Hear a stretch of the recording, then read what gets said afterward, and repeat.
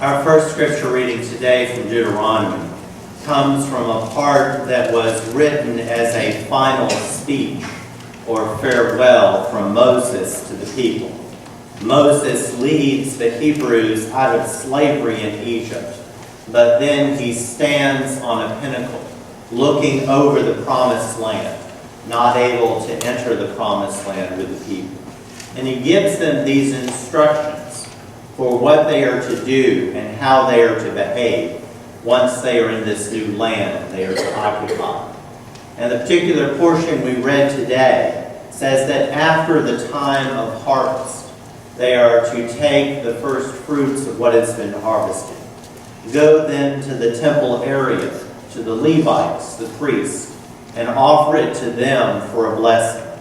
And then sit down for a big celebratory feast. We follow a lectionary in our church, a series of prescribed readings for each Sunday. And for churches on this lectionary that observe worship on Thanksgiving, this Deuteronomy passage is the assigned passage for that particular service. Not surprisingly. It talks about sitting down for this celebratory meal, but there's a surprise guest there at the table. Those who have been doing the planting and the harvesting, they are to be there. The Levites, the priests, are to be there. No surprise there. You got to feed the preacher. But also here at the table are aliens. People who are not a part of your tribe and people who may worship other gods. They are to be included too in this celebratory feast of thanksgiving to God. And the reason for it Moses goes into is because that reflects the nature of who you are. Our ancestor was Abraham, a wandering Aramean, someone who in old age, at a time that people will normally quit work and think about retiring in comfort, he received a new and exciting call from God. The one who wandered and has no home will be represented in the alien who has no home and who sits down at your table. And whenever you were slaves in Egypt, when you were not a sovereign nation, God saw you and took pity on you and liberated you from slavery, and then supported you in the wilderness with manna and with water and quail. You will support the alien who sits at your table, because you were once aliens yourself.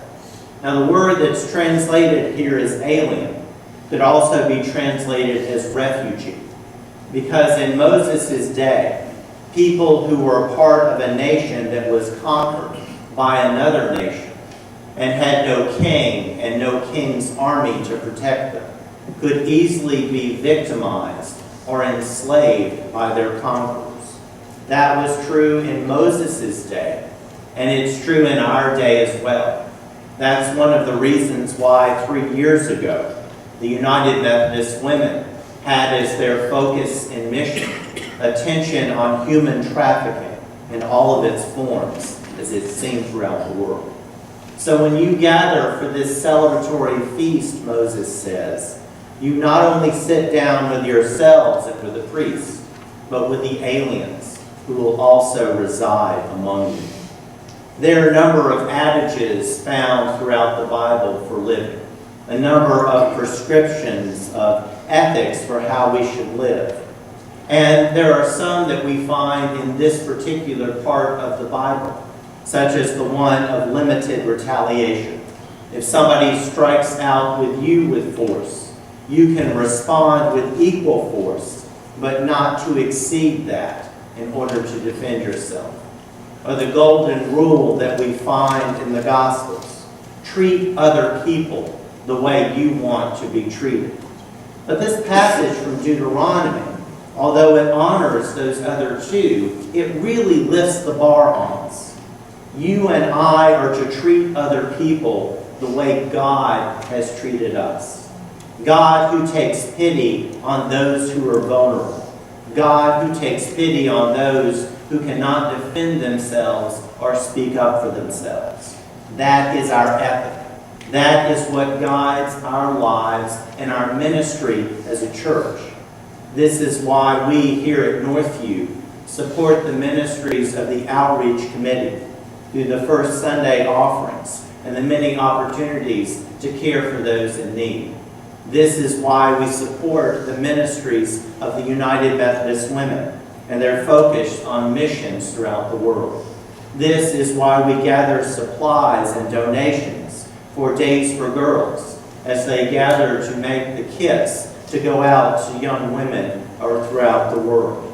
This is why we sit down today and dine with our special guest at the social club. This is why we mentor the young. This is why we try our best to live up to our true motto of open doors, open hearts, and open minds.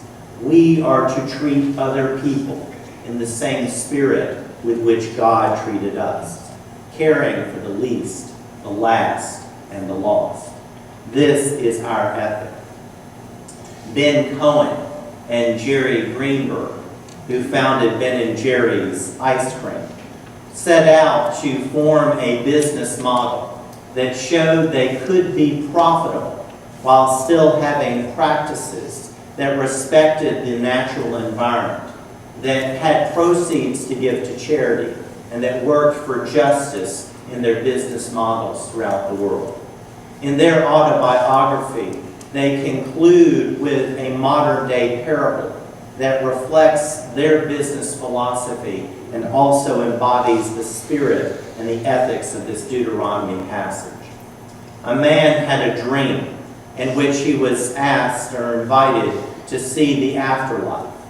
First, he went to hell, and in hell he saw a table that was laden with a great feast, with turkey and with ham, with fresh vegetables, with fruit cobbler for dessert, loaded up with vanilla Ben & Jerry's ice cream.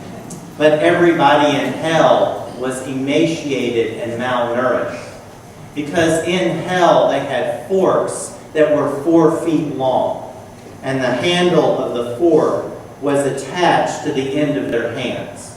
And they could not feed themselves because the end of the fork was too far away to reach their mouths. But then the man was taken and saw a vision of heaven. And in heaven he had the same luscious banquet spread out before the citizens of heaven there, and the same 4 feet long forks attached to the ends of their hands. But in heaven everybody was healthy and well. The difference was in hell people were malnourished because they could not feed themselves, and in heaven people fed each other. Amen.